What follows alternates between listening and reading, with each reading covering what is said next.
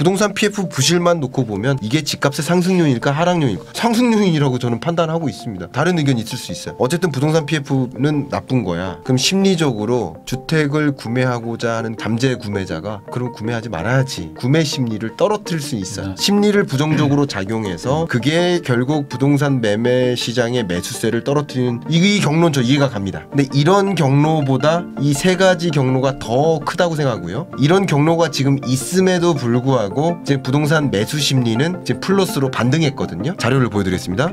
김광석 실장님하고 이야기 나누고 있는데요. 그러면은 이제 결국에 우리가 이제 어떤 투자를 해야 되는가 뭐 이런 거에 대한 고민도 많으실 것 같은데 네. 가장 요즘에 고민이신 거는 아마 뭐 저희 채널이 뭐 부동산 채널이어서 그런 것도 있지만 다른 자산들이 많이 올랐는데 네. 상대적으로 좀 부동산은 아직은 그래도 좀 안 오른 그런 또 포지션인 것 같기도 해서 네. 이제 좀 사야 되나 하시는 분들도 좀 있거든요. 근데 이제 우려되는 부분들은 뭐 몇 가지가 있는데 그 중에 하나가 어찌됐든 뭐 부동산 PF 위기가 뭐 계속 얘기도 나오고 있고 네. 또 최근에 또 스트레스 DSR을 또 2개월 정도 도입 연기하겠다 뭐 이런 네. 얘기들도 나오면서 뭐 네. PF 쪽에서 뭐 문제 있는 거 아닌가 뭐 이런 얘기들이 조금씩 나오고 있는데 이거 좀 어떻게 보세요, 우선? 자, 부동산 PF 부실은 어쨌든 우리 한국 경제의 가장 약한 고리라고 볼 수 있습니다. 가장 약한 고리예요. 그러니까 우리 한국 경제가 만약에 터진다, 터질 거라고 생각은 안 합니다. 만약에 터진다면 터지기를 여기다. 바라는 사람들이 하도 많아서 이렇게 말씀드리면 어떨지 모르겠습니다만 터질 것인지 여부를 진단해 보면 터질 것이라고 판단 내려지진 않습니다. 그러니까 그럼 어떻게 하면 터집니까? 터지는 이유는 건설사들이 지금 부실해요. 그리고 여러 건설사들이 도산하고 있어요. 그럼 도산하면 터지느냐? 이거 도산하면 터지지 않아요. 도산했을 때 이들이 빌려온 돈을 못 갚을 때 그러면 그 금융기관이 부채를 상환받지 못하니까 이 금융부실이 야기돼요. 그러니까 지금은 어쨌든 이 건설사들이 계속 도산하고 있으니 금융이 부실한 상황인 건 맞아요. 근데 금융부실로 인해서 정말 대규모 금융사가 쓰러지거나 하게 되면 그러면 금융위기로까지 가는 네. 거죠. 금융위기면 말 그대로 경제위기의 여러 가지 종류 중에 하나니까 경제활동이 급격히 수축되면서 정말 뭐 집값도 폭락하고 할 수 있겠죠. 근데 어떻게 전제하느냐에 따라 다른 거예요. 근데 제가 보기에는 진단을 해보면 이 금융부실 상황에서 금융위기로까지 가지는 않습니다. 이것은 미국도 마찬가지예요. 왜 그러냐면 금융부실의 정도를 계산을 해보면 우리는 자꾸 부동산 PF 대출 잔액 규모를 가지고 얘기하는데 부동산 PF 대출 잔액 그 전체가 상환이 불가능한 금액이 아니에요. 그중에 부동산 PF 대출 연체율이 있죠. 연체율만큼 그 비중만큼 지금 상환을 미루고 있는 거고요. 연체액이 다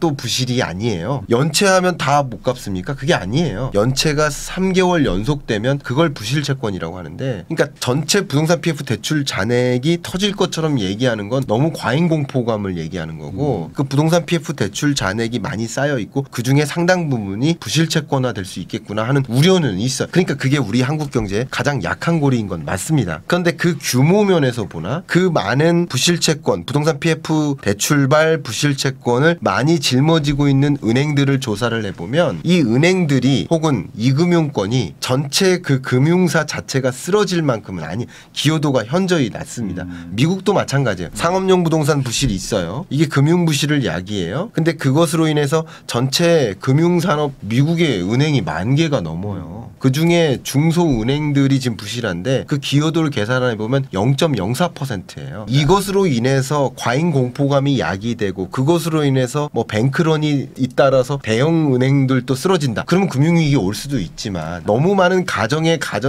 덧대서 위기 온다고 주장할 수 있습니까? 위기 온다는 근거를 대야 된다는 거예요. 근데 저의 말씀은 지금 현재로서는 금융위기 올 수도 있겠지만 현재로서는 그 정도를 계산했을 때 기여도가 우리나라 금융 시스템에서 주는 기여도가 현저히 예를 들면 새마을금고도 그래요. 제가 얼마 전에도 제 채널에서도 네. 새마을금고 분석해드렸거든요. 오죽하면 과잉 공포감이 있으면 기대 수익을 포기하고 인출해야 되잖아요. 왜 기대 수익을 포기하고 인출하죠? 그래서 기대 수익을 포기하고 인출한 그 결과로 새마을금고가 이금융권에서 역대 수익을 차지합니다. 왜냐하면 이자를 안 줘도 되니까요. 그러니까 더 적극적으로 공격적인 상품을 만들어요. 그래서 또 많은 대출 상품을 팔았어요. 네. 우리가 과잉 공포감도 안 돼요. 괜히 나오셨네. 괜히 나온 새마을금고죠. 저 나오지 말라고도 제 채널에서도 1년 전에도 그 말씀 드렸었거든요. 네. 새마을금고 위기감 돌았을 때 아무리 분석해도 새마을금고 전체가 쓰러지는 게 아니라 특정 법인이 쓰러지는 거고 네. 특정 법인이 쓰러지는 것도 아니고 인수합병이에요. 그리고 인수합병은 이 부동산 PF 아니고도 매년 이루어지고 있고요. 새마을금고만 이루어지는 게 아니라 모든 금융사가 이루어지고 있어요. 영업 점포 지점이 다 줄고 있어요. 은행, 생명보험, 화재보험 다 줄고 있어요. 다 없어지고 있죠 지금. 근데 왜 새마을금고 법인 몇 개가 줄었다고 그게 마치 부동산 PF가 터질 것처럼 새마을금고가 쓰러질 것처럼 과잉공포감을 갖냐고요. 네.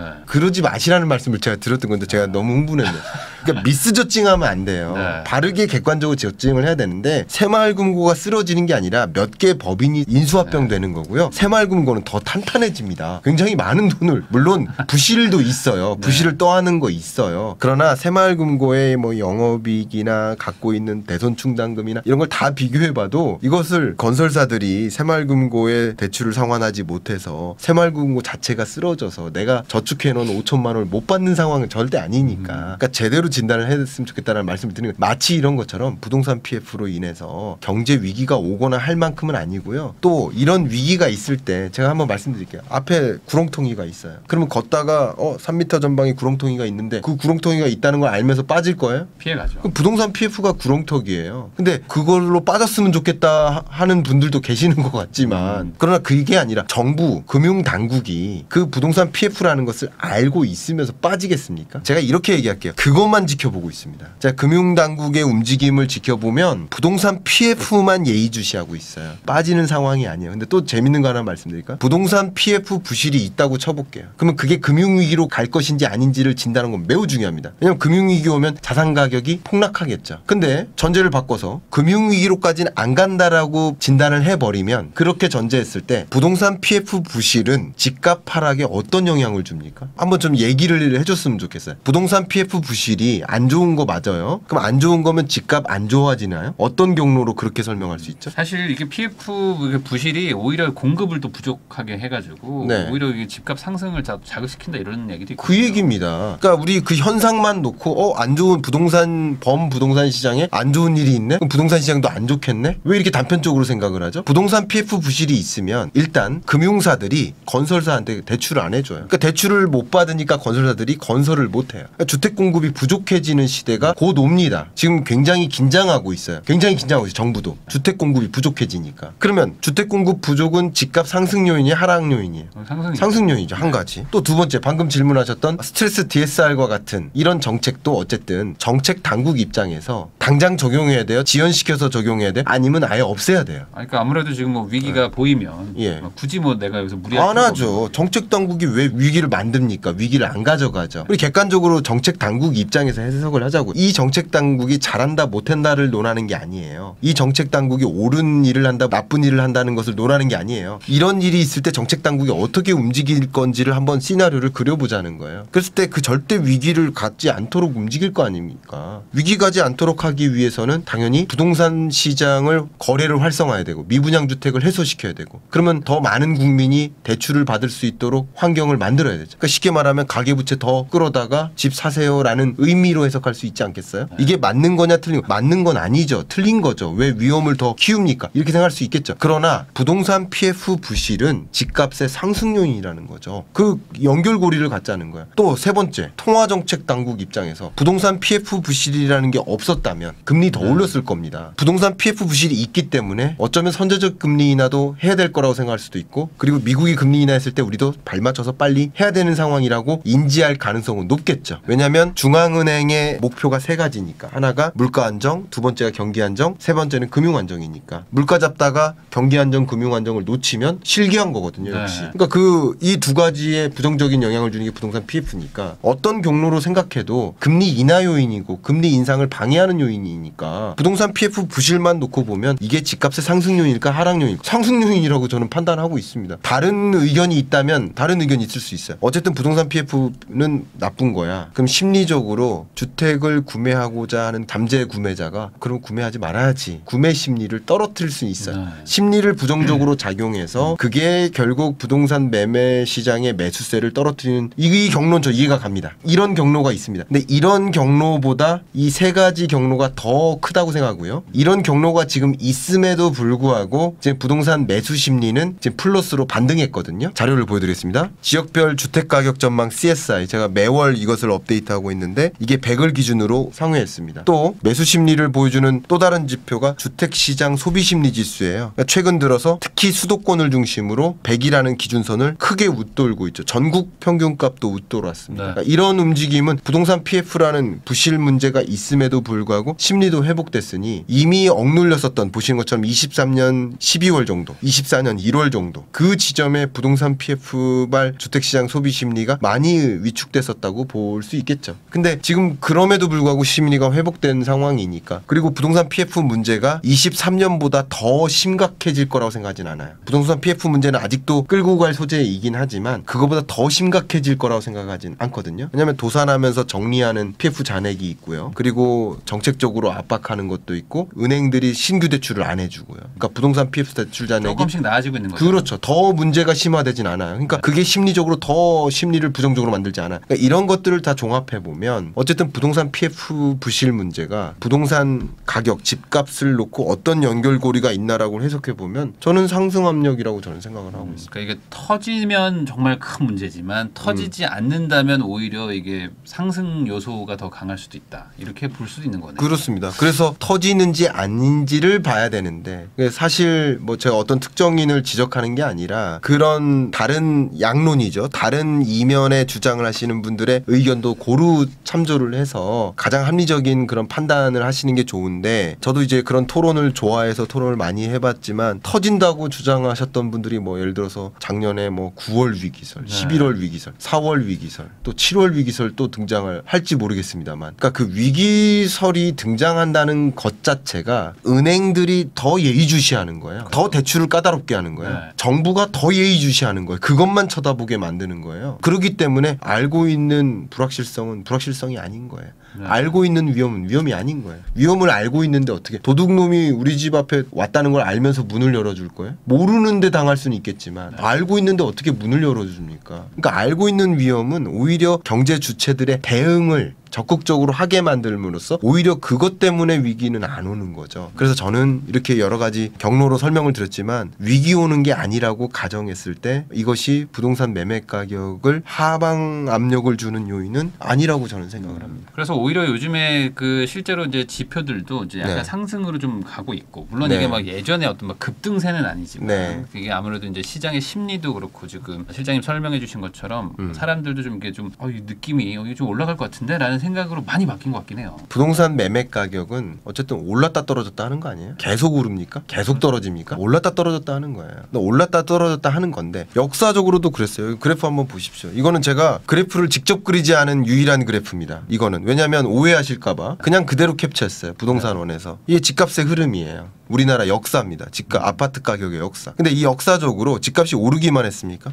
떨어지기만 했습니까? 올랐다 떨어졌다 하면서 오르는 거 아니에요? 그러니까 올랐다 떨어졌다 하면서 오르는 거다라고 생각하는 게 조사를 해보면 통상적인 생각이에요. 물론 올랐다 떨어졌다 하면서 내려갈 거라고 생각하시는 분도 계세요. 그러나 올랐다 떨어졌다 하면서 오르는 거라고 생각하시는 분들이 조금 더 많은 비중을 차지해요. 그런 분들이 상대적으로 뭐 하는 거예요? 구매 의사가 있는 거예요. 구매 의사가 있는데 구매 여력이 있으면 어떻게 될까요? 수요가 생기는 거예요. 구매 의사 곱하기 구매 여력이 이게 수요입니다. 의사가 있는데 여력이 없어요. 그럼 못 사요. 여력이 있는데 의사가 없어요. 그럼 역시 못 사요. 구매 의사가 없는 분들은 오르든 떨어지든 수요로 발생하지 않아요. 구매 의사가 있는 분들이 아까 오를 거라고 생각하는 분들이 구매 여력이 뒷받침되면 수요세로 움직이는 거예요. 근데 지금의 국면은 시중금리가 어쨌든 떨어지고요. 기준금리도 인하할 거라는 생각도 있고요. 그리고 역사적으로도 올랐다 떨어졌다 하면서 오르는 현상도 있고 그리고 전세난이다. 전세 가격도 매매 가격과 차이가 좁혀지고 이런 여러 가지 현상. 그리고 뭐 서울을 중심으로 집값이 먼저 상승세로 반등했다거나 이런 것들을 보면서